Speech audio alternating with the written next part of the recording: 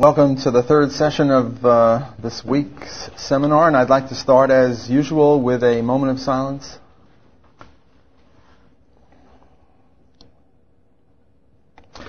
Okay, today the topic is the minimum wage,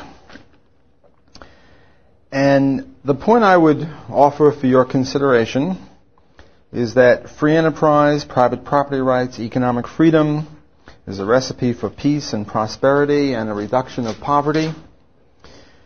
Whereas laws such as the minimum wage not only are counterproductive in the sense that they don't achieve the goals that the advocates of them favor, but it's worse because many of the advocates of minimum wage do not even aim at this. But that's a point that I will make as I continue in this discussion. Now, last time during the free trade discussion, we said that all trade is mutually beneficial, and I gave the example of a tie versus a pen. The same principle applies in the labor market. If I hire you to give me piano lessons, and I pay you $20 for those piano lessons, it must mean that I value the $20 more than, it must mean that I value the piano lessons more than the $20. And it must mean that you value the $20 from me more than you value the alternative costs of your time. You could have been doing something else, giving someone else a piano lesson or sleeping or whatever it is. So the principle of mutual benefit in the ex ante sense pervades the economy. It's not just ties and pens or purchases of cars. It also applies in the labor market. There is no exploitation in the labor market if it's a free market, or if you want, you can say each one exploits the other, but that sort of violates the whole idea of what exploitation means, namely taking unfair advantage. And here, a better way to put it is that it's mutual cooperation and mutual benefit. Before I get into the evils of the minimum wage, first, I want to ask a more basic question, and that is, why do we have to work at all? Why work at all? And the obvious answer is we live in an era of scarcity. If we didn't live in an era of scarcity, if we were in the Garden of Eden, we wouldn't have to work, and wages wouldn't arise because wages are the payment for work, and there'd be no such thing as a minimum wage. It's all God's fault, or it's our fault for Him kicking us out of the Garden of Eden. I'm not sure how to put that. I'll have to ask our theological friends on that. But the point is that we don't live in an era or an epoch or what have you, a situation, a milieu of post-scarcity. We are in a scarce situation. Will we always live in a scarce situation? Can one day, if Bill Gates gets churning and more people invent stuff and eventually you sort of wish for a bicycle, and a bicycle pops there, and you wish for chicken dinner, and you get a chicken dinner. Well, that's possible. I think even on Star Trek, the guy would say, "Computer," the English accent, that bald guy, John Picard or somebody, Luke Picard, and he'd say, "Computer, give me, this," and the computer would give it to him. Is it ever possible? And I think the answer is no. Because there are certain things that by their very nature have to be scarce.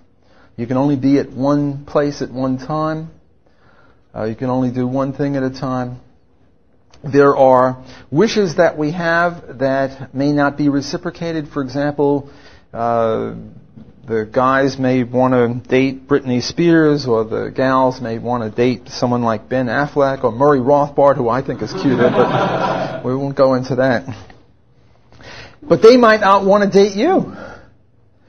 And now it's possible to make a blow-up toy Murray Rothbard or a blow-up toy Britney Spears, but if you want the real thing, there's only one. And thus there's a necessary scarcity. So I think that we better get used to, sit back, relax, we're in for scarcity for the foreseeable future. So we might as well get used to it. Okay, given that we have to work, why don't we all work for ourselves? What's this employment crap? It's exploitative, it's hierarchical. I'm kidding. I don't think it's exploitative. It is hierarchical, but there's nothing wrong with that, as we hopefully established yesterday. Well, why do we have employers and employees? Why don't we each work for ourselves? Well, one of the answers for that is, we could work for ourselves. We do have independent people working on their own. But there are advantages of people hiring other people. For example, economies of scale. Some jobs you need 4 or 5 people or 4,000 or 5,000 people to do them. Well, how does it all start? Assume everyone is in independent practice. We're all single member firms. How does anyone ever get to hire someone else? Is it, the Marxists would say they're exploiting or something, they're evil, but that's not it. What it is that someone saves a little bit of money and makes an offer to someone else and says, look, I'll give you, $5 an hour or something, and you're only making $4 an hour on your own, but because I have these great skills and I can mobilize you and cooperate with you, I can raise your productivity. And someone else comes to work for him. And that's how it starts. It starts out of mutual benefit. So there's nothing wrong with employment or being an employer or an employee. The employer makes a better offer to a person who is now self-employed. What is it that the employer offers to the employee? Well, the first thing he offers is time. Suppose we want to go into the business of making these podiums here. And we want to start from scratch. Well, what do we have to do if we want to do it independently or as a workers' co-op where there is no employer? Suppose I'm the employer and you guys are workers and you're bitching and moaning and whining that I'm exploiting you. You could start a factory doing this. Well, what would you have to do? Well, first you'd have to buy or rent a factory. Then you'd have to buy or rent saws and get wood and find out where you could sell it to. And this would take weeks or months to do, right? During this time, what are you guys doing for salary? Well, you're basing on savings. And if you don't have much savings, you can't do it. Because the time that the first one of these rolls off the assembly line and then gets sold is going to be months. So what I'm doing as the employer is I'm staking you to time. I'm saying, look, I'm going to pay you a salary all the way through. Even though I'm not going to get the first one sold for months, but I'm paying you a salary. So the first thing that I, the employer, give to you, the employee, is time. The second thing is risk-bearing. Because suppose that great and glorious day 6 months from now when the first one of these rolls off the assembly line, no one wants to buy it. They say, what? It's wood and killing wood is evil. We have a new PETA, only not people for the ethical treatment of animals, but people for the ethical treatment of wood. Don't laugh, it can happen in today's milieu. And no one wants to buy it. They want plastic or metal podiums. Do I now come back to you and say, hey, guess what? I got bad news for you. Remember that salary I paid you for the last 6 months? Well, it didn't sell, so give me the salary back. I can't say that. Namely, I'm bearing the risk that these things will sell. If you guys had to do it on your own, either individually or as a workers' co-op, you would bear the risk. The third thing that the employer offers is the initiative. I had the idea, I mobilized you. This isn't necessary because you could have conceivably had the idea and come to me and say, hey, Block, how would you like to be the residual income claimant? And you give us time and risk, and it's our idea. So it could be that way, but usually it's not that way. So the employer gives time, risk-bearing, and entrepreneurship. And he becomes the residual income claimant. Namely, he makes a contract with the employees and pays you a certain amount, and then any difference between the selling price of the final product and what he has to pay in the form of wages and salaries and raw materials expenses, he keeps. And that's the employer-employee relationship. Okay, what would wages... Well, before I get into that, I want to raise another question. The Marxists have this idea that there's a reserve army of the unemployed, and wages will be bid down. And there are problems with automation, that take away jobs. Let's raise that first question about automation taking away jobs. And there's only so much work to be done, and there'll be a reserve army of the unemployed because we won't have enough things to do in order to create jobs for everyone. So the question is, from whence do jobs come? Where do we get jobs from? And this is just a different way of giving the answer of scarcity, but let me go through it anyway because it might be of help to you. What I have here is the idea of a wish list. And a wish list, what we do is I go around and say, okay, Prem, what do you want? And he says, a yacht. And I go over to Ben and I said, Ben, what would you like? He said, he'd like a chicken dinner or something like that. And what we do is we make a wish list by asking everybody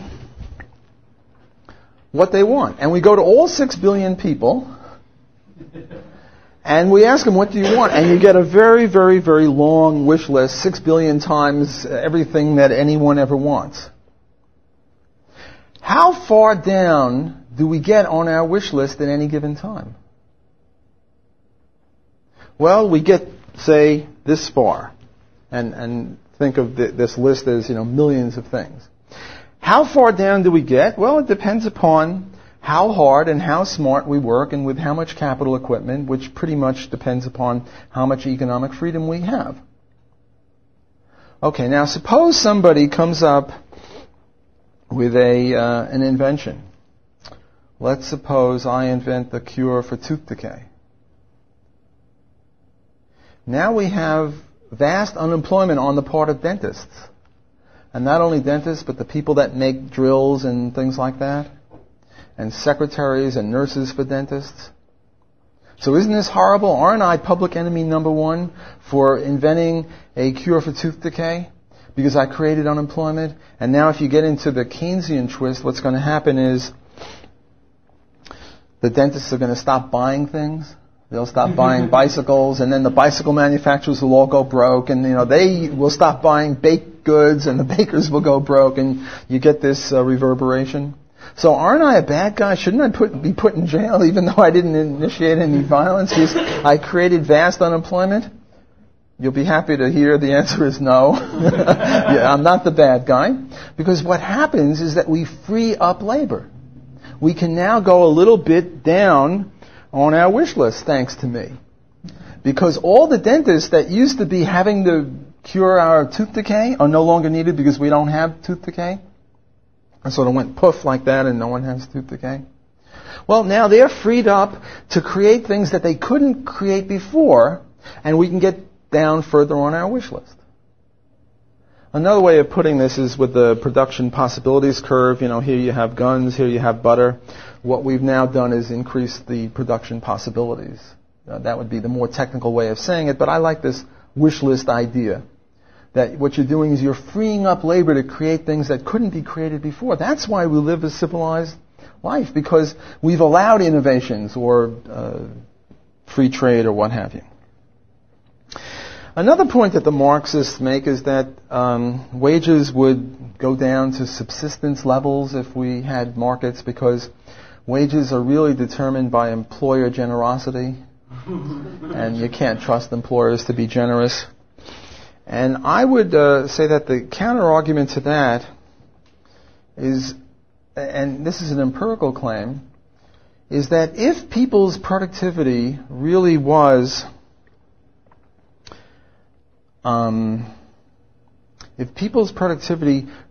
at subsistence level, what would you pay for a slave? Now look, I don't want anyone interpreting, that I'm favoring slavery. I don't favor slavery, it's a coercive activity. But just as a purely economic matter, what would you bid for a slave if his productivity was at subsistence level? Namely, he couldn't produce any more than necessary to feed him. Zero. You wouldn't bid anything for a slave who couldn't produce more than that was necessary to feed him. And yet we have had slavery tens of thousands of years ago when presumably productivity was way lower than it is now? Which shows that we never were at a productivity level below subsistence level. Okay, there's a storm or a typhoon or something, and then, everything is screwed up and productivity levels might go below subsistence, like in Africa where they have these problems, military fighting, what have you. You can have below subsistence level productivity, but it can't be as a general rule because it's incompatible with the institution of slavery, and slavery, as we know, exists all throughout history. So all throughout history we deduce that productivity levels were above subsistence.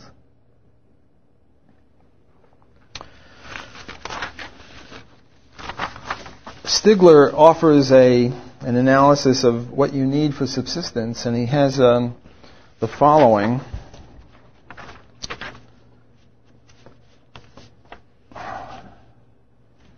Let me see if I can work this machine here. This is what will probably be a better diet than the diet we have now. 370 pounds of wheat flour, 57 cans of evaporated milk, 111 pounds of cabbage, 25 pounds of spinach, 285 of dried navy beans. If you ate that, you would subsist for a year and probably do better in terms of just physiology than the crap we eat now, Twinkies and all. And he estimates the cost of this as $8 a year. $8 a month, but this was in 1950, so you'd have to increase it a little bit. So the point is that subsistence is a very modest sort of a thing. Okay. What I want to now do is claim, what I want to do now is to claim that wages in the free market will tend to be equal to marginal revenue product. So first I have to define what marginal revenue product is. And what marginal revenue product is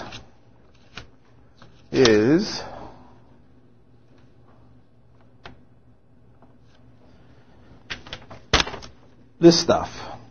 Marginal revenue product is the change in total product when you hire one more worker. So, for example, let's assume you have 100 workers and you're thinking of hiring a 101st worker. And you know that 100 workers will create for you $10,000 worth of widgets. And now you hire 101 workers and somehow the total product rises by $5. And what you're doing is attributing $5 to the marginal worker. And we say then that the marginal revenue product of the 101st worker is $5. Now this is an estimate. Workers don't come with a little sign on their forehead or a little lapel like this saying, $5 an hour. The employer has to estimate that. Employers who are accurate estimators of this, as we'll see, will make more money than employers who can't estimate their way out of a paper bag. They'll tend to lose money. Okay, so now I say, having established that the marginal revenue product of our worker is $5 an hour, I want to ask, what will his wage be like? And I say there are three possibilities. Either the wage will be higher than marginal product, or the wage will be equal to marginal revenue product, or the wage will be less than marginal revenue product. And to put a numerical example on it, suppose that the first possibility is that the wage settles at $7 an hour, given a marginal revenue product of 5. And there are problems with this, because if you're paying workers $7 an hour for stuff that they're giving you $5 an hour's worth, and you're losing $2 an hour on every worker, you're not going to last too long. So we can pretty much eliminate that as a reasonable possibility. Okay, let's take the third case. Suppose the wage gets established at $2 an hour, and the marginal revenue product is $5 an hour. Can the firm long endure? Yeah, they're making money hand over fist off the backs of their workers. They're exploiting workers in the lexicon not only of the Marxists, but even of mainstream economists. We Austro-libertarians, if I can use such a phrase, and amalgamate the normative and the positive, would not say that. What will happen? Well, what will happen is that the wage will tend to rise. Because, let's go through a drill. Suppose that I am an employer, and I now have a worker for $2 an hour. And you guys are fat capitalist pigs too, not just me. We're all capitalist pigs here. And Maximilian, since you're sitting in the front, I'll pick on you. What would you do if I had a worker and I was paying $2 an hour, but he's producing $5 an hour worth, and you're a competing employer? What would you do? I will for $3. $3? I'm kicking you out of the fat capitalist pig club. That's too generous. Remember, what you want to do is maximize profits. You don't want to be so generous. The workers get uppity and, they get snarky and they don't tip their hat and they don't bow and scrape if you give them too much money. Prem, what would you offer? $2.10. Yeah, $2.01 is the right answer. And the next employer would be $2.02 and $2.03, and we'd go on up toward $5. We might not ever get to $5 because, there are costs of finding workers. See, the theory is not that wages tend to equal marginal revenue product, but not that it'll equal to it, but rather it'll tend toward that direction. Because any gap is a profit gap, and just as nature abhors a vacuum, so does capitalism abhor a differential or a profit. In equilibrium, wages will equal marginal revenue product. In equilibrium, there'll be no profits. We're never at equilibrium. We're always moving toward it. And of course, there are forces moving us away from it because things change, people change their productivity, new machines come in, substitutes, complements, it gets complicated, things change. But wages tend to go up toward that level, one, through the bidding of employers. It's not for nothing that growers in California go down to Mexico with trucks and buses, and they get those workers and they bring them up to the U.S. and California, get them to pick stuff. And the wage in Mexico is very, very low. And they bid up the wage by 2 or 3 or 4-fold. And then the liberal do-gooders start moaning and saying, well, there's not hot and cold running water in the shacks that they put them in when they're farming. And Cesar Chavez, who is a hero on the left, but is one of the most evil, vicious people known to man. Well, he's not up with Hitler and Stalin, but, he's not a good guy. Because what he was doing is trying to keep the Mexican workers out of California because they're, taking jobs away from his unionized workers. So they go down there, they don't go down there with whips and guns. They go down there with offers of something multiple of what the Mexican workers are getting. And then the people in San Francisco and other hippies, I'm sort of like, what's that guy in South Park that hates the hippies? The fat Cartman. I'm sort of like Cartman on the hippies here. Hippies are evil, these wine and brie types in San Francisco that don't know economics if it hit them in the head think that Cesar Chavez is a hero. But he is really the villain because he's preventing employers from going down and bidding wages higher than what they are, bidding them up toward productivity levels.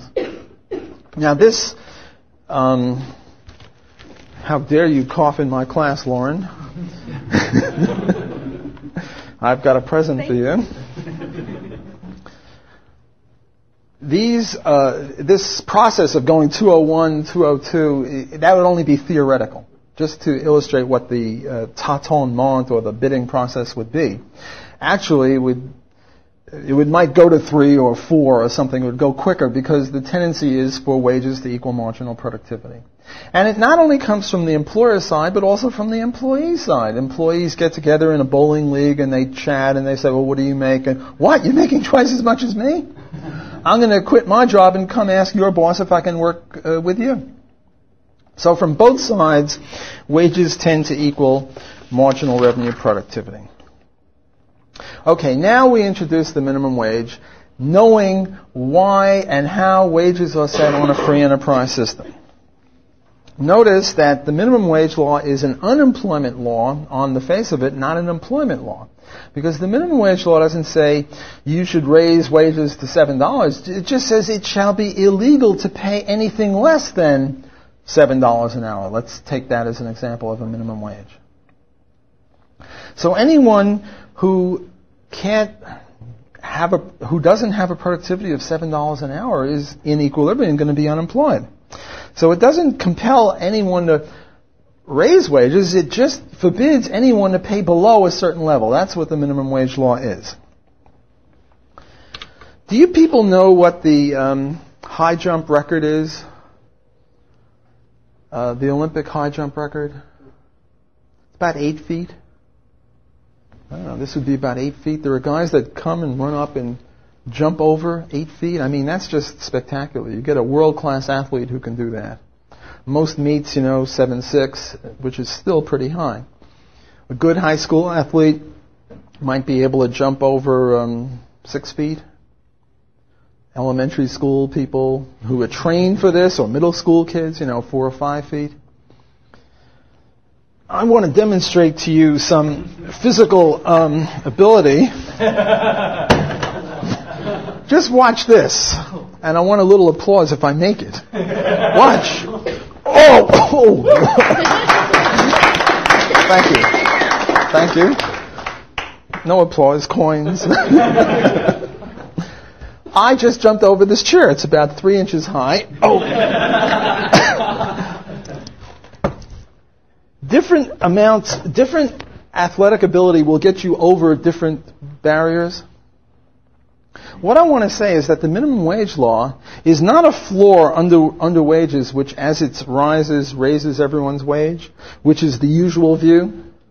The view in the religion departments and the sociology departments and the view of most people. Boy, I'm out of breath from that physical. This is pathetic.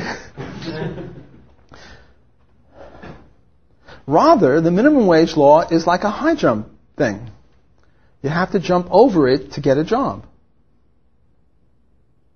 And different people have different skills, just as in physically jumping over obstacles.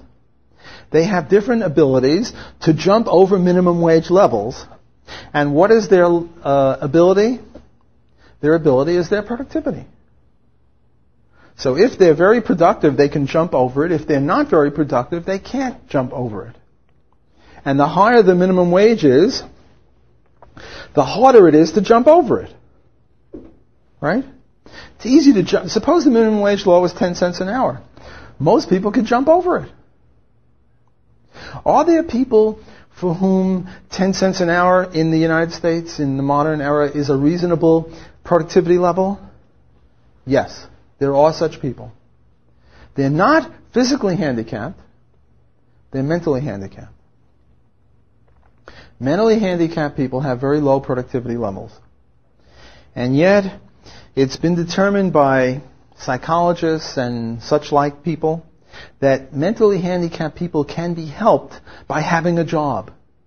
Because if they don't have a job, it's sort of boring. I'm not into this. I'm not an expert on why it helps them psychologically. But somehow it's been determined that it helps them to have a job. What kind of jobs can they have? Well, maybe stringing beads, things like that. And you have to subtract from their productivity the costs of the person who guards them or is their nurse or whatever, because you can't let them out alone because, they'll just, do weird things because they're mentally handicapped. I often think that if I lost an arm or a leg, I'd still be me. I'd be in a wheelchair or whatever, but I'd still be me. Whereas if I lost my brain or, my ability to think, I wouldn't be me. So in a sense, arms and legs are just conveniences. Whereas mental handicap is really bad stuff. And these people need all the help they can get. And it used to be before the advent of the minimum wage law that they would have jobs. And they would work at very low wages, but they would be paid, and it paid employers to hire them because they could make a profit off of them. I mean, it sounds horrible, making a profit off of the helpless. But really what it's doing is cooperating with them. as I've tried to establish. Then came the minimum wage law, and no longer would it pay anyone to hire them because I think the minimum wage law, first minimum wage law was 25 cents in the 40s, and these people were way below 25 cents in the 40s. You know, a penny or two an hour or something like that. So what they did, you see, they could have got them in make-work jobs like raking leaves and paying them, but they're not really working. But that didn't work. Somehow, even though they're mentally handicapped, they sensed that they weren't being paid for a job. And happily, compassionately, they made an exception for mentally handicapped people. And you didn't have to pay them the minimum wage. But the point is that if you have to make an exception for the law, what good is the law? A second example is teenage workers during the summer. You know, everyone's having, please hire teenage workers during the summer, otherwise they'll riot or whatever. And then you have an exception for teenagers. In other words, if the minimum wage, I don't know what the minimum wage law is now, it keeps changing. Is it $5.15 or $5.35, and it's scheduled to go up in groups of time? I don't know, every year it'll go up another 50 cents. Well, teenagers, a lot of them don't have that productivity. Plus, it's hard to tell which teenager can work well, because at that level, what's important is that you show up for work on time and you don't sass the boss and you don't sass the customers. And I mean, they're big and strong, but that doesn't mean they have productivity if you have to keep them from fighting with each other or fighting with the customers. The productivity is negative if they do that. So it's very hard to determine what their productivity is. And they've come up with exceptions for minimum wage laws. And such is the level of knowledge of these things that when they did this in France, there was an actual riot. What happened, here's a riot, and let me read, I guess you can't see this? Or can you? Well, I'll read it to you. Plainclothes police arrest a young man center after rioting broke out during a demonstration. Tens of thousands of workers and students marched in Paris and a Corsican city yesterday to protest the jobs policy of the Premier of France, specifically his plan to allow a below minimum wage for young people entering the workforce. So here, they're making an exception, a compassionate exception for the minimum wage law, just to enable teenagers to get jobs, and the teenagers are rioting. Because they have the view that the minimum wage law is a floor under wages, and as you raise it, everyone's wages rise. And they see this compassionate program as a way of stopping their wages from rising. Whereas actually, it's a barrier over which you have to jump, and the higher it is, the fewer the people can get over it. But they don't realize that. I told you yesterday that I had an honors class, and after 2 or 3 weeks of going over this intensively, this young lady who was a magna cum laude graduate said, "I see your point and I agree with it, but I don't like it." There's something viscerally hateful about this idea. I have a hard time wrapping my mind around it, why it is so, but it seems to be. Well, if it were so, suppose the minimum wage law really were a floor under wages, and by raising it you could raise wages. Why be pikers? Why be skinflints? Why just have a minimum wage law of $5 or $6 or $7 an hour? Why not make it 10? Well, I shouldn't say that, because at Harvard and other such places of ignorance, they're now trying to have a living wage for the janitors, and $10 an hour seems to be what they want. Well, why 10? Why not 1,000? 10,000 an hour. I was once in a debate on the radio with a unionist, and I'll be speaking about unions in a second. And I said, why be so skinflinty about, advocating 5 or 6 or 8 or 10? Why not 10,000? And he said, that's too theoretical.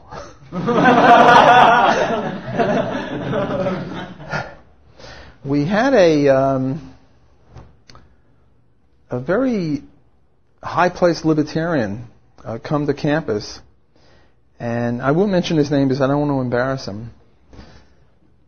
And somebody asked him, well, if you couldn't vote for the Libertarian, who would you vote for, the Democrat or the Republican? And his answer was, that's the stupidest question I've ever heard. And his answer was to my students. And when I heard about this later, I said, there are some people who have an IQ above room temperature. For them, theoretical questions are okay. It's part of the academic apparatus. And there are other people with IQs down there who can't tolerate the idea of a theoretical or a hypothetical. So this unionist was, well, I don't know. If I was on that side of the debate, I'd probably say the same thing. I don't know what else you could say. It's too theoretical.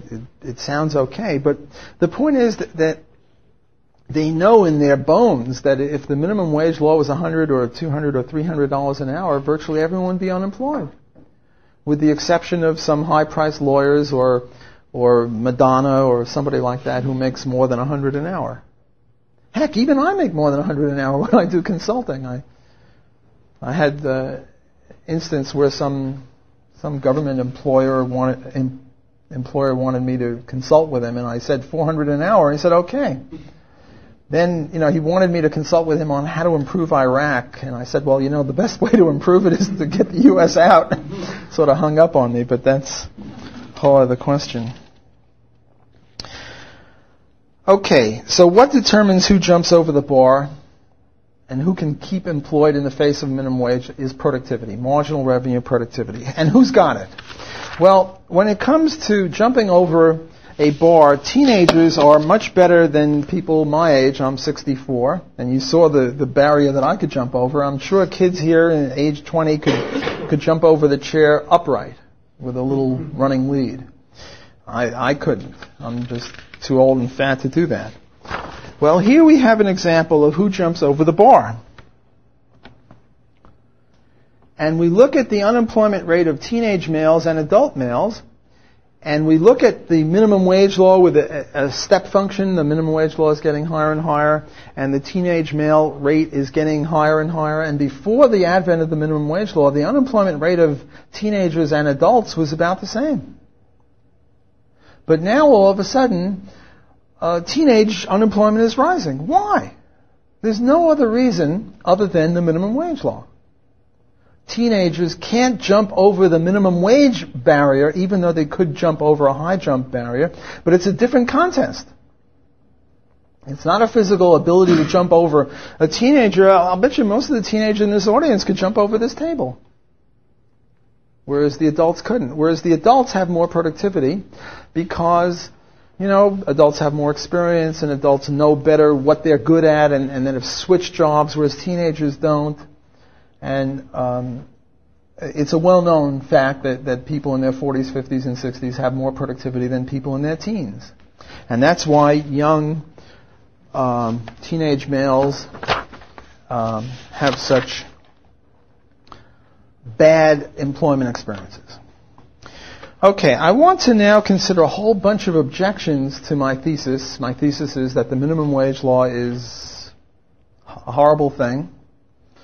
The first one is the following diagram. Let's have a supply and a demand curve, quantity of labor, and a wage. Whoops, I'd better make it a little smaller. Okay, and let's suppose that right now there's no minimum wage and these people's productivity is $5 an hour and there are 1,000 workers. And what is the wage bill? What are they all being paid? Well, they're being paid $5,000. Okay, that's fine. I'm simplifying.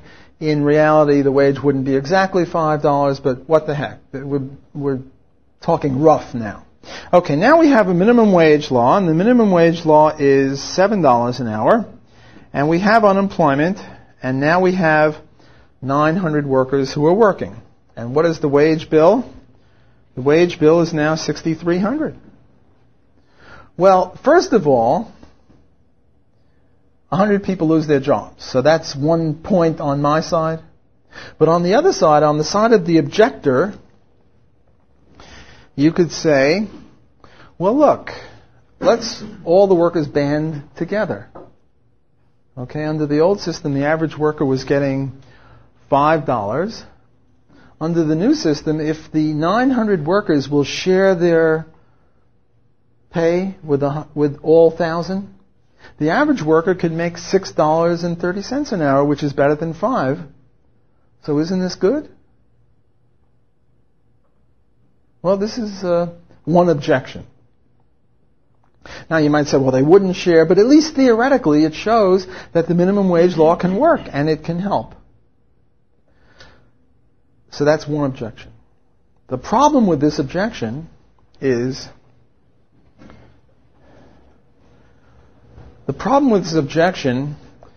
that demand curves, their elasticity changes based on the length of run. Now let me introduce this in the following way. When a baseball pitcher winds up, notice this prowess here, and he throws the ball, and he throws it at around 80, 90 miles an hour. Why does he throw it so fast? Stupid question. The reason is, the faster it is, the harder it is for the batter to adjust. Whereas when the baseball pitcher throws the ball in batting practice to give the batters confidence, he throws it at 40 miles an hour and then they swat it all over the place. Right? Because the slower the ball is, the bigger it looks. I mean, when it goes by at 90 miles an hour, it goes by real quick. It's the same with tennis. They'll serve it at 130 miles an hour. Whereas if they're just playing, they'll serve it like this at 30 miles an hour, and then it's easy to, get around and, hit the ball. Whereas if it's coming at 130 miles, you just sort of go like that, and you miss the ball unless you're really good at it. So, the more time there is, the more you can adjust.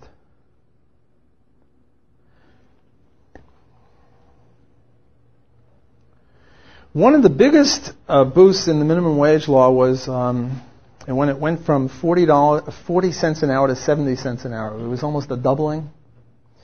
And during that time, if you went on an elevator, there would be this guy in the elevator. He wasn't a pervert. He wasn't, trying to grab you or anything. He was the elevator operator.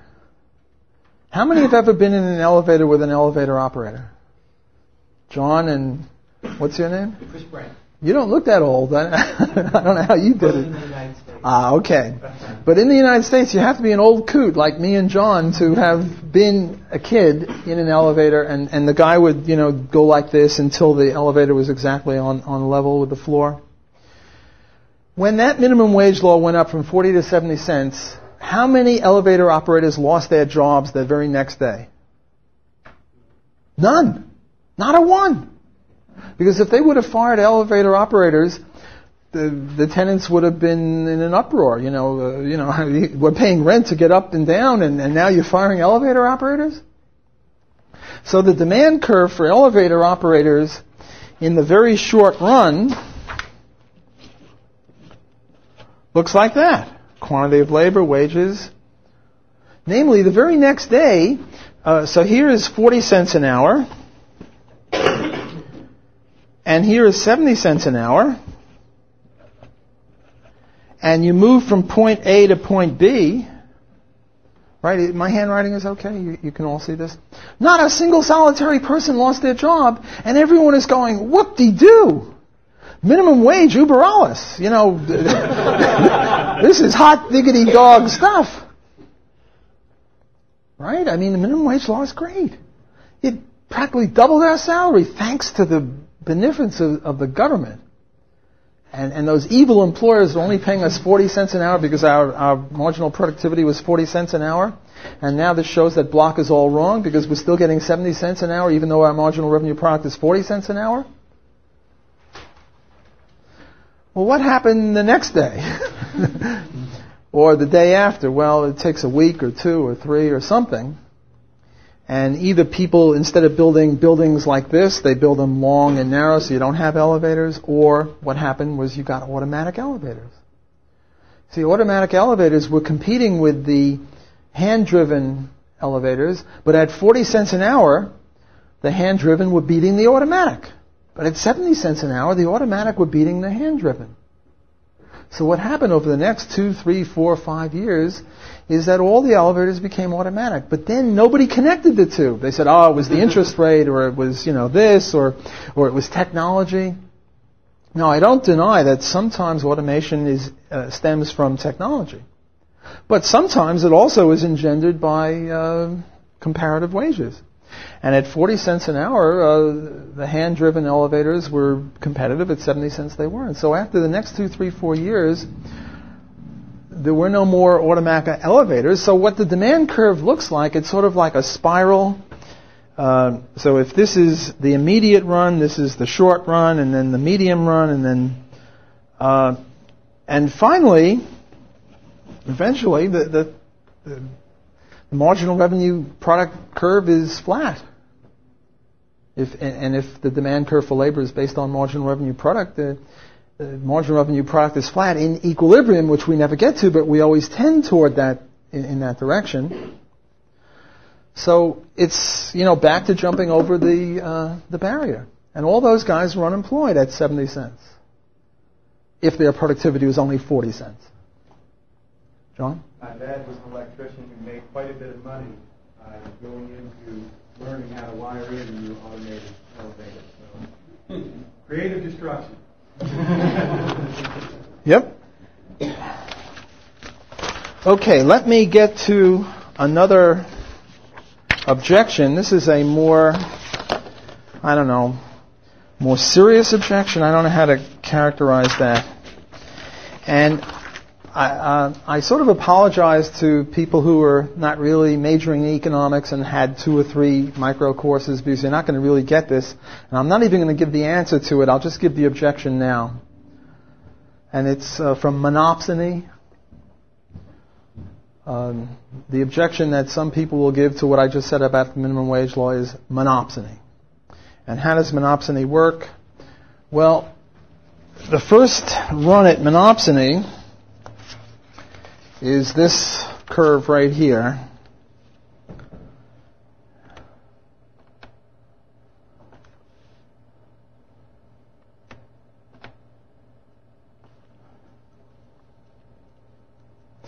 What you have, monopoly, well, I don't know if I should go into it, because I want to go into it on Friday when I do the monopoly monopsony stuff, but let me just give a few minutes on this now.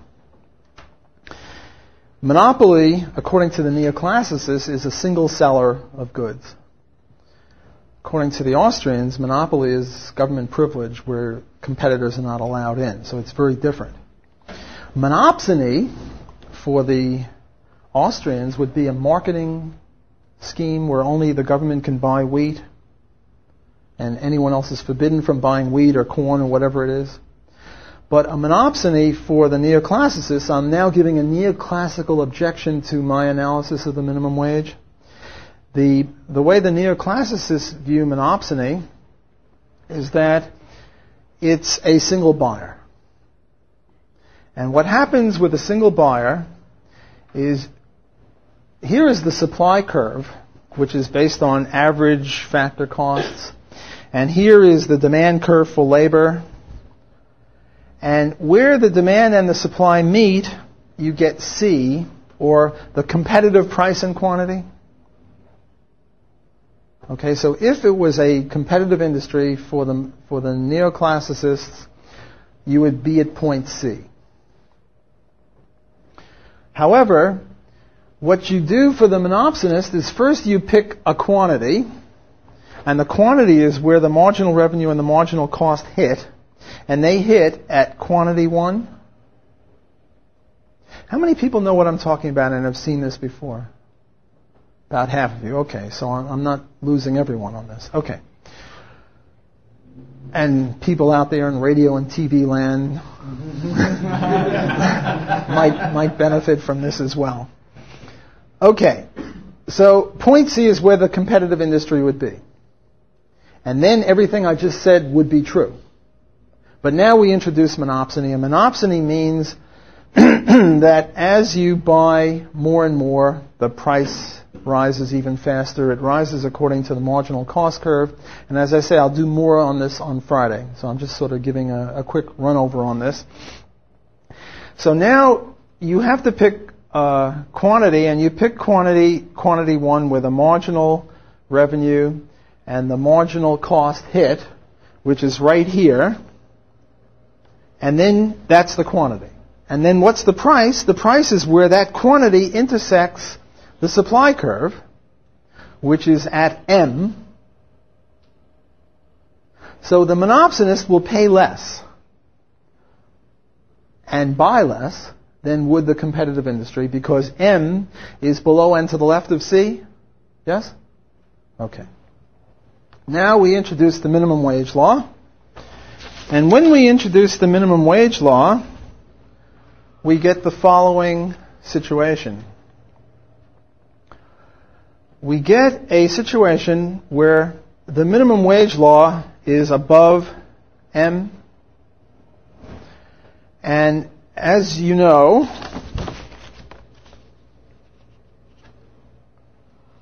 let me make this a little bit bigger.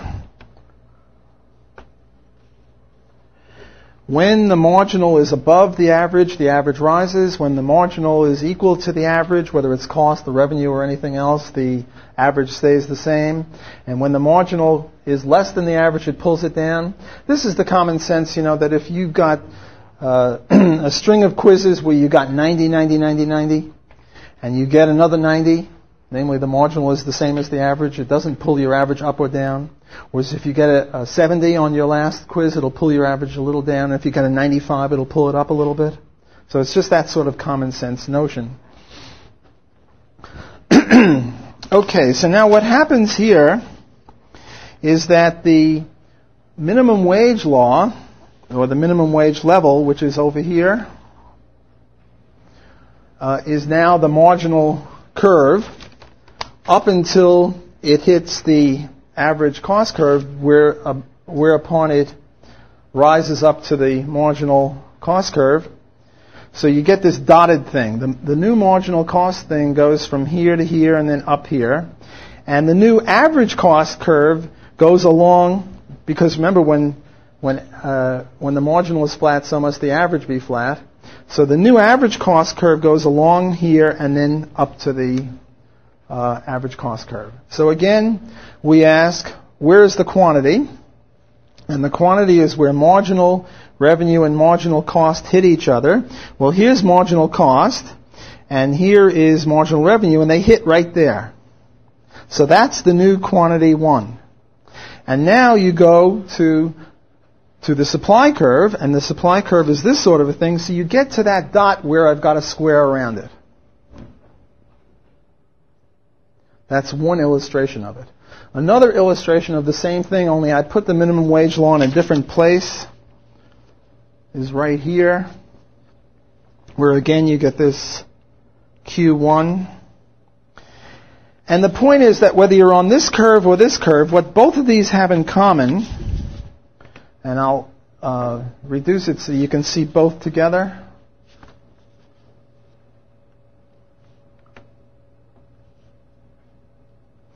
What both have in common is that the minimum wage law raises the quantity and the price that labor is paid. And this is the opposite of what we've seen before. In the other case, you see, when it's a competitive industry, and here you have, say, that $5 an hour, and here's the $7 an hour, and here was the original 1,000 workers, and now you had 900 workers. Here, what you're doing is you're moving from C to the new point. It's not M, but call it C prime. And C prime is up and to the left. But in the monopsony case, it's up and to the right. See, the minimum wage law will always raise wages until the elasticity phenomenon kicks in. But in the monopsony case, more workers will be hired. So this is a contradiction of what I said when I said that it'll create unemployment. Okay, have I got some great jokes for you guys? I'm continuing on my payback for blonde jokes kick. Pretty soon I'll get into blonde jokes. But here are some pro-blonde jokes, I suppose. What did God say after creating man? I must be able to do better than that. What did God say after creating Eve? Practice makes perfect. What is the one thing that all men at singles bars have in common? They're all married. Man says to God, God, why did you make woman so beautiful? God says, so you would love her. But God, the man says, why did you make her so dumb? God says, so she would love you. Okay, now we get a regular blonde joke. A plane is on its way to Montreal when a blonde in the economy class gets up and moves to the first class section and sits down. The flight attendant watches her do this and asks to see her ticket. She then tells the blonde that she paid for economy and that she will have to sit in the back. The blonde replies, I'm blonde, I'm beautiful, I'm going to Montreal, and I'm staying right here. The flight attendant goes to the cockpit and tells the pilot and co-pilot that there is some dumb blonde bimbo sitting in first class who belongs in economy and won't move back to her seat. The co-pilot goes back to the blonde and tries to explain that because she only paid for economy, she will have to leave and return to her seat. The blonde replies, I'm blonde, I'm beautiful, I'm going to Montreal, and I'm staying right here. Once you got something, you stick with it, I guess, if it's working. The co-pilot tells the pilot that he probably should have the police waiting when they land to arrest this blonde who won't listen to reason. The blonde says, you say she's blonde? I'll handle this. I'm married to a blonde and I speak blonde.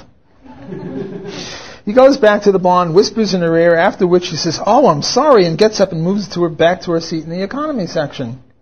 The flight attendant and the co-pilot are amazed and ask him what he said to make her move without any fuss. I told her first class isn't going to Montreal.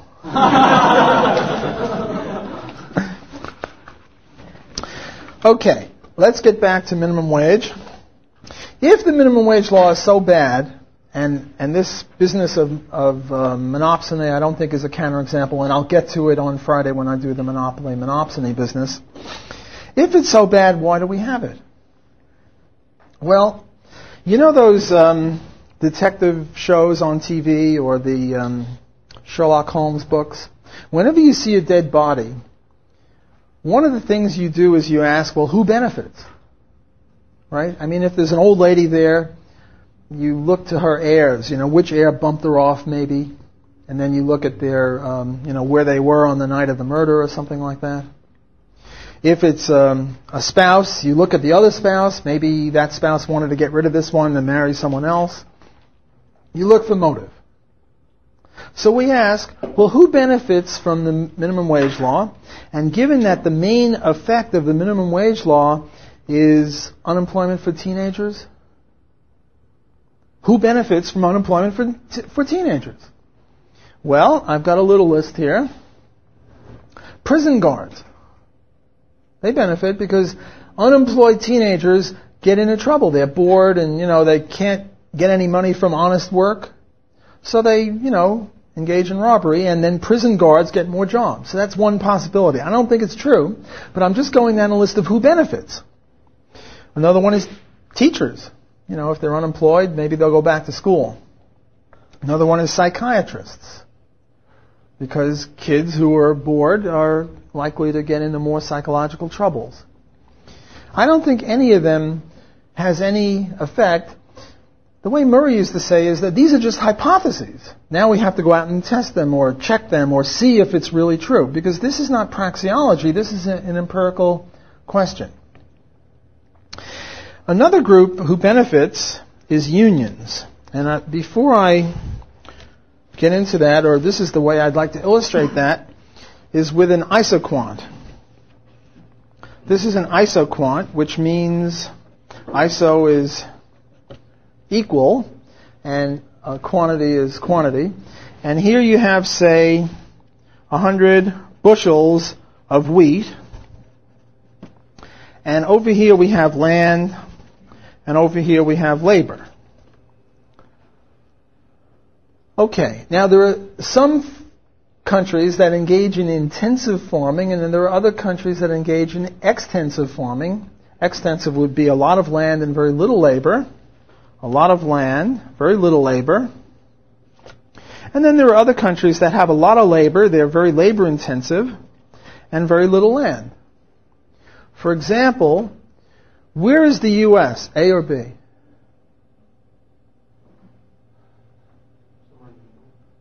Well, given the choice of A or B. Or let me ask you the other one. Where is Japan, A or B? Japan is clearly B. The U.S. is A. The U.S. is much more land intensive. The Japanese is much more labor intensive. They've got many more people per acre. Whereas in the U.S. you get one guy in a big tractor trailer combine who goes a square mile or 2 or 3. Whereas in Japan or Italy up those hills is very intensive farming in many European countries. Okay, well, suppose that the price of land rises. Which way do we go?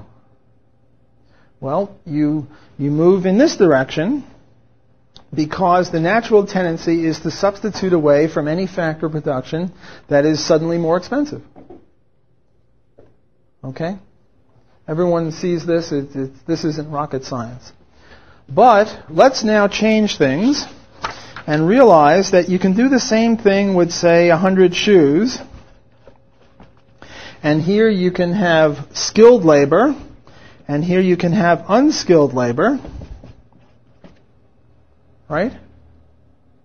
And some companies can make their product with a lot of skilled labor and very little unskilled labor. Others can do it the other way around, namely less skilled labor and more unskilled labor. There are various combinations of factors of production that you can use to make 100 shoes. There's not one way to make shoes. We don't have fixed proportions or anything like that. Now, suppose I tell you that skilled labor has suddenly become more expensive, and you're an employer. What would your natural tendency be? Well, again, if skilled labor gets more expensive, you would tend to substitute, fire a few of the skilled workers and hire a few unskilled workers and keep making 100 shoes in a slightly different proportion. Everyone with me? That makes sense? Okay, so here's the scenario.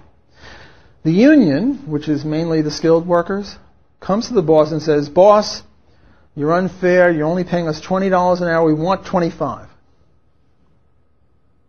And the boss says, "I'm going this way. I'm going to fire a few of you guys, maybe 10 of you, and I'll hire 25 unskilled workers or whatever the proportion is so that I can keep doing 100 shoes." And now, the union doesn't like this. And there are various ways that the union can deal with this. One, they can pass Wagner Act or one of those labor legislation acts that ties up the handcuffs the employer. But that's tough. Although they'll try that, but it's tough. You know, you have to bribe all sorts of people, and there's opposition. The manufacturers don't like it. Another way is you beat up the scabs. They're not in the union, and the hell with them. You beat them up. The problem is, when you get in a mud fight, even if you win, you get mud on you. Beating up scabs is so lowbrow, so blue collar. I mean, it's fun and all, but still, there's a much better way. There's an ingenious way. What you do is you pose as the savior of the workers, of the downtrodden. You say, "Look, we gotta," I was going to say, price these buggers out of the market, but that's that's the subterranean view. What we got to do is help these scabs. We got to raise their wages.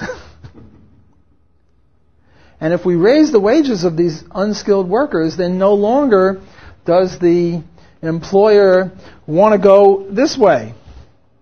Now he might even want to go that way. If you raise them enough, the heck with 7, let's raise it to 10. That'll really put the kibosh on those guys. This is a pretty vicious kind of an activity. And it's much better because now you can pose as a good guy. See, with the Wagner Act and the labor legislation, and certainly with beating up scabs, you're seen as a bad guy. But here you're seen as the friend of the downtrodden. So this is a hypothesis, and then what you have to do is go out and test it. I hate to sound non-Austrian, but this is not praxeology, so we can test things like this. We can certainly illustrate it. We can see how do unions testify when the minimum wage law is being proposed. And by golly and by gum, we find that they're staunch advocates of the minimum wage law. They never say this. They say, they give you this crap about, the floor and we have to help the downtrodden, and they don't let them in the union. But that's an analytic framework with which to look at this. Dr. Block? Yeah. How many union members do you think actually earn the minimum wage? Very, very few. See, you have various hypotheses. Why are they favoring the minimum wage? One is because they're filled with the milk of human kindness and they want to raise wages for the downtrodden with whom they're in competition. The other is this analysis, that they want to price them out of the market. They don't want the employer to have an economic incentive to fire them and hire unskilled workers. They want it the other way around. So they artificially boost their wages, and that's it. Walter Williams tells a very similar story about the white racist unions in South Africa pre-Mandela, where there was job reservation laws. The good jobs were reserved for whites and the bad ones for blacks. But this wasn't working out to the union satisfaction because a lot of the employers they couldn't promote the blacks, but they were paying them based on their marginal productivity because of bidding wars. And a much better way of getting rid of the black competition was to artificially boost the black wages, or have a minimum wage for everyone. And since blacks had lower productivity than whites for various reasons that I won't get into, this was a way of eliminating their competition. And it's particularly vicious and underhanded because you're posing as a good guy. And isn't it fun to tweak their noses? Remember I said one of the important benefits of libertarianism is you get to tweak noses, pompous union noses. It's just great to pull this sort of stuff on them. Okay, are unions needed to raise wages in general? Well, they are if you think that wages emanate from employer generosity. And since employers aren't generous, the best way to go is to, have a union enforce them.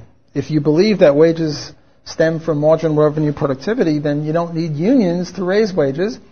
Indeed, you have to ask the question, what will a union do to productivity? And productivity determines wages, and the obvious answer is that unions will lower productivity. They'll have all sorts of warfare and disputes. Sometimes they'll have a strike, not against the employer, but the carpenters and the plumbers will be fighting over who gets to do a certain job. And, how that helps productivity is beyond me. Let me give you several points for your consideration on this. First of all, wages were rising before the advent of unions. Unions only came into effect in the 20th century. In the 19th century, like you had the Wobblies in 1890, but they were hardly instrumental. The AFL and the CIO didn't get going until 1915 or 20, somewhere in the early 20th century.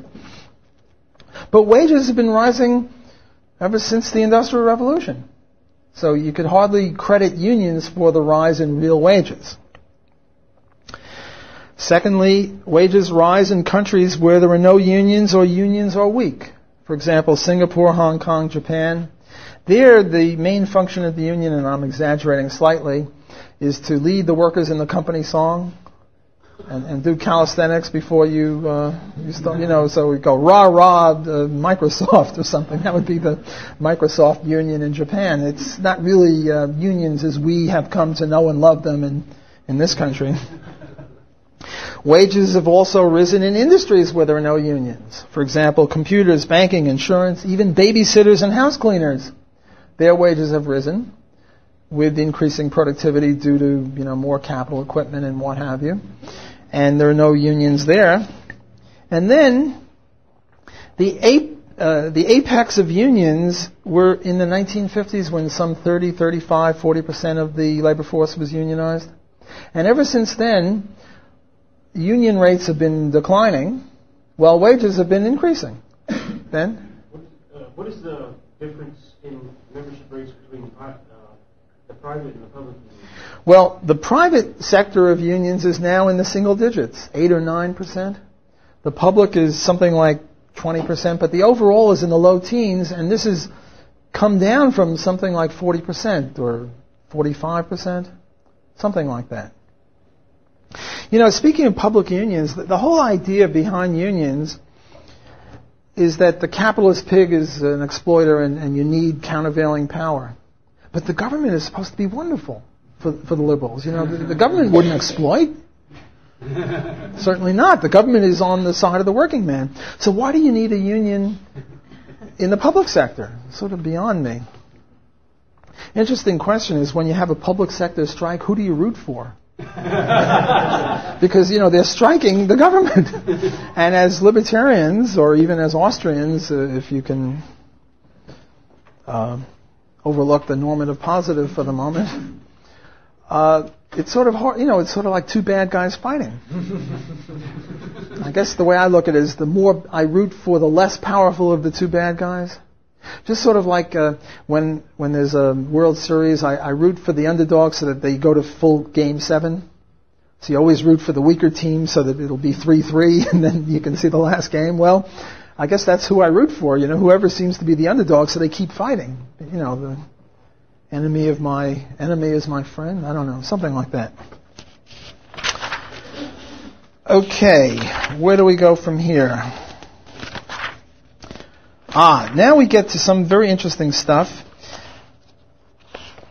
First, let me give you some empirical evidence on this, or some empirical illustrations would be better put it, because I think the fact that the minimum wage law creates unemployment is a matter of praxeology. Therefore, you can't test it.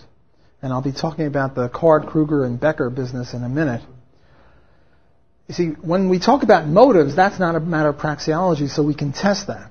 When it comes to praxeology, there's no testing of it any more than there is testing of the fact that when you trade a pen for a watch, you gain in a mutual sense. You can only illustrate that. You can't test that. But one of the arguments against Austrians is that, you know, we don't use any empirical data, and, you know, the only numbers on the publications are the page numbers. It's not true.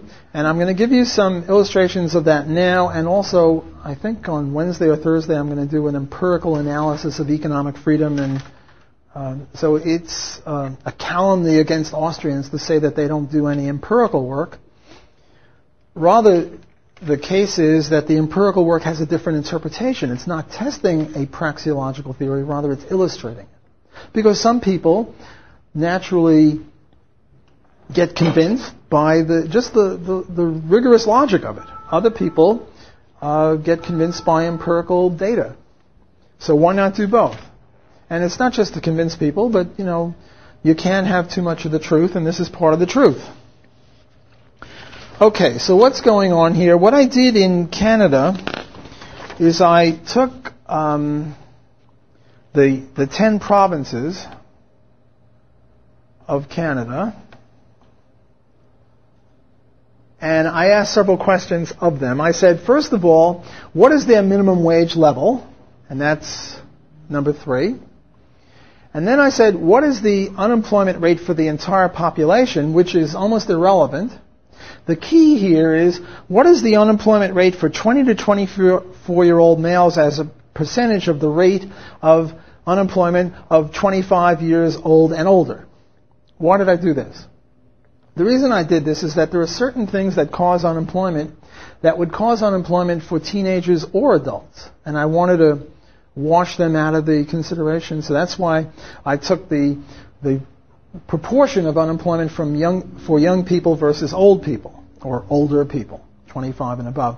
I really wanted 16 to 20-year-olds, but I couldn't get it, so I used 20 to 24-year-olds as a proxy variable. And you'll see that, by and large, the higher the minimum wage at the top, the higher the percentage of unemployment. In other words, column 4 is in order of unemployment of young people compared to old people. And in all cases, the numbers are higher than 100, showing that the unemployment rate of young people is higher than the unemployment rate of older people. And you don't get perfection here. There are some anomalies. If you were to chart this, you wouldn't get just a straight line going one way. But by and large, you can sort of see that the New Brunswick and Alberta have the lowest, and British Columbia has the lowest minimum wage at $3.65, $3.80, and $3.80 respectively. And also they're sort of at the bottom. Prince Edward Island I couldn't get data for. I did this in October '85 in a magazine. Actually, it was in the Financial Post, which is sort of like the Canadian version of the Wall Street Journal. And I did it again in May of '85. I guess when you got something, you keep pushing at it. And here again, you get the same sort of a thing, that the unemployment rate for young people compared to old people is ranked in this column. And then the minimum wage here. And you can see that the places with $3 an hour minimum wages are at the bottom. New Brunswick is a bit of an exception. So you don't, empirical work is sort of, there's a lot of noise. There are other things that are determining the unemployment rate of young people versus old people compared to the minimum wage that I didn't control for because I didn't do an econometric regression, multiple regression. I mean, you can't do that in a newspaper. And when I was at the Fraser Institute, I was into, sort of public policy for the average person. So this is another illustration of it. And I did it again in January of '86, and I got, again, a very similar sort of a thing. And each time I do it, the provinces are not exactly lined up in terms of minimum wage. But here what I did is I ranked them in terms of minimum wage here. And here the numbers are different, but you can see 179 is low. And you can see that the 262 is high. So you get empirical analysis after empirical analysis that shows that the unemployment rate, if you just control for the minimum wage, the unemployment rate of young people compared to old people is very highly correlated with the height of the minimum wage. Again, the barrier, the higher it is, the harder it is to jump over. Provinces that have a high one, a lot of kids can't jump over it. Provinces that have a relatively low minimum wage, more teenagers can jump over it. So this is just more and more buttress support for this contention. And this is a very important topic because in most plebiscites on this, when people are asked, do you want to raise the minimum wage? Like in New Orleans, where I now am located, recently they had a minimum wage on the ballot and it won by 2-to-1 majority. The economic ignorance is rampant everywhere. You people that are going to become getting PhDs and be economics professors, you're going to have plenty of work cut out for you on this subject and many others. Okay, let me talk about Card Kruger and Gary Becker and the boys. Card and Kruger are both very famous economists at Princeton or Yale or some horrible place like that. It's Princeton, and they go back and forth between the Department of Labor and Princeton. Oh, okay. Well, buddies. And what they did is they did this study, and it was in Pennsylvania and New Jersey. And what they did is, I forget which one, you should look it up, it's a very famous study. One of them had a minimum wage raise and the other didn't, and somehow they found out, based on a telephone survey, that the place where they had a minimum wage law, you didn't get more unemployment, but the wages rose. And this was published in the American Economic Review, which is the Cadillac of reviews in terms of the mainstream. The Cadillac of economic reviews, in my view, is the Quarterly Journal of Austrian Economics and Review of Austrian Economics, but that's a whole separate issue. But in terms of prestige in the overall economics profession, the American Economic Review is the key. It's really seen as number one. And then you had a whole bunch of Chicago types like Farnes Welch and Gary Becker and I think Buchanan and a few others that just were livid with this. They were really breathing fire. It was sort of, the gloves were off. They didn't call them the sons of whatever, but, did they? Well, camp following whores, if I remember correct. Well, they wouldn't put that in print, surely. They did in the Wall Street Journal. It was hot. Camp following whores. I love it. Now, what they did is they criticized this from soup to nuts. They criticized every aspect of it. What they did is they repeated the survey, and they couldn't, replicatability is a key element. There was this guy, Michael Belisle, who did this wonderful study on gun ownership in Revolutionary War times. And the key there was, could you replicate it? And the critics, what he was trying to say is that guns were never part of our culture. So he went around here and there and he got all sorts of data showing that no one ever knew anything from guns in the Revolutionary War period.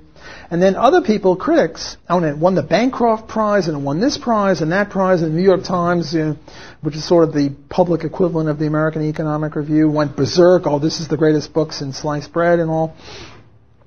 And then what happened, and this is sort of the power of blogging, a bunch of bloggers wrote to him and said, well, I went to this place where you put in your footnote that there was no such place. Or I went to such a place and there was a place, but they didn't have that. And continually writing him and say, well, could you verify your data? And he would say, well, screw you, I'm not answering or whatever. And the upshot was that finally they not only took away his Bancroft Prize, but they fired him from a tenured position at Emory University, which is one of the better universities. Wonder when they're going to take away the PhD of that plagiarist, what's his name? The black guy? Martin Luther King. You're supposed to, plagiarism is supposed to be a bad thing, and yet he's been proven to be a plagiarist, and they haven't taken away his PhD yet, but I'm sure they'll get to it pretty soon. In any case, the key for the minimum wage is replicatability, or one of the keys, and what they did is they went to the same sources, and, the way Card & Kruger did it was pretty rough. They would just call some guy and say, hey, and whoever was there, it could have been the janitor, said, and they'd put it down. And when the critics try to replicate it, they couldn't, which is a very low-level criticism. A more sophisticated criticism is, well, what was your time dimension? If 2 days later, of course no one's losing a job and wages are going to look higher. But what's going to happen 6 months or a year from now? My take on this was to try to show that Gary Becker and the boys were really Austrians. Because if they really stuck to their crappy neoclassical theories, their attitude toward Card & Kruger would have been, that's interesting, because it's just an empirical issue. It's not praxeological. There is no such thing as praxeology. Praxeology is just cultish crap. So what they should have said is, maybe economic law works differently in New Jersey and Pennsylvania. Or, out of every 100 cases, 95 will show that the minimum wage law creates unemployment, but 5 will show that it creates, more employment. Or maybe there was monopsony or something like that. They should have said that, if they were going to be consistent with their neoclassical methodology. But to their credit, they weren't. They came out with blood in their eyes. They said, we're going to show this is crap and we're going to kick these guys in the butt. Which could only emanate from an Austrian feeling. So what I'm trying to do is to convince these guys that they're really closet Austrians. I haven't succeeded yet, but but I'm trying.